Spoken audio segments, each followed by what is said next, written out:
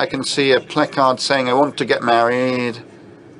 So it's going to be a different topic, I think. Mr. President, good afternoon. Kirill Bajanov, 4th channel, Yekaterinburg Regional TV. Oh, you're dressed up, you're groomed, you're getting ready to go to the registry office and get married. Yes, indeed. And this is not accidental that I have this sign, this placard. I know that my girlfriend is watching this direct line. Olga, will you marry me? Please marry me. I propose to you. I propose to you, darling. It all happened here. So, Mr. President, we would be so glad to see you at our wedding ceremony. And now my question is, Mr. President, it's not accidental that I have this placard, this plate. I will not ask about public utilities or anything else. I'm after support measures for young families.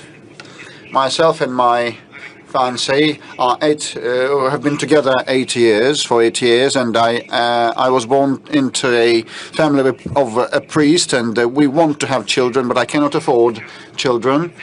If I borrow a mortgage now to buy a one-room flat in Yekaterinburg, I'll have to pay 50,000 rubles per month for 30 years. Mr. President, is there an opportunity to help and support the young ones so that these amounts of money should not go to banks, but should be invested into our future and our kids? As a young man, 23 years old, I can tell you for sure this is going to be the greatest stimulus that will help push our demographic trends upwards.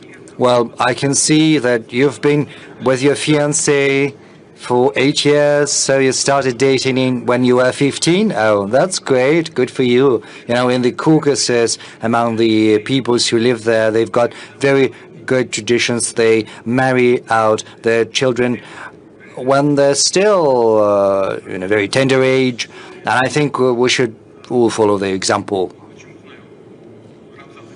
You know, I know Ramzan Kadyrov has got a big family, many children, many of them are marrying, both young men and young girls. I asked him about that. He said this is a tradition in the Caucasus, though that's great. Well, as for your particular case, I've said that there's a whole architecture of support measures that has been set up for families with children. It applies to families of students. I'm not going to recount all the measures because that would take too long. And I've spoken about that. And it's impossible, you know, to wait ad infinitum for material conditions to improve, for you to get education. Well, you can wait forever. It's best not to postpone for too long having children, because this is part of our life, and we've got to go through this life because, you know, giving birth to new generations, and I think you are also a believer, so I would tell you that this is probably the mission entrusted to us by God.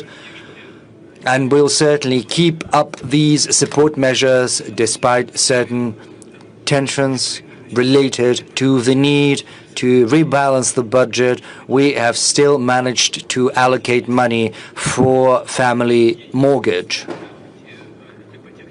And, you know, there are some places, some spots across the country where the mortgage can be drawn out not at 6%, but 2%. And, you know, when you are together with someone you love, it does not mean where you live. It's not going to be, you know, just a small hut. It's got to be a small apartment or a bigger apartment, but in a region where the interest payments on the mortgage are 2%, not 6%.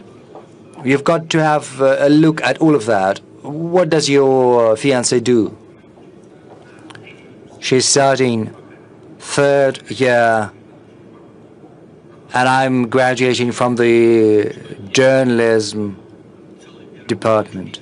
Well, yes, I've just said that there are several measures of support for student families, just have a look at those. But, you know, when young man thinks you have to buy this and that, you have to live somewhere, there are many issues to be addressed, but best not to postpone such fundamental matter as making family and having children.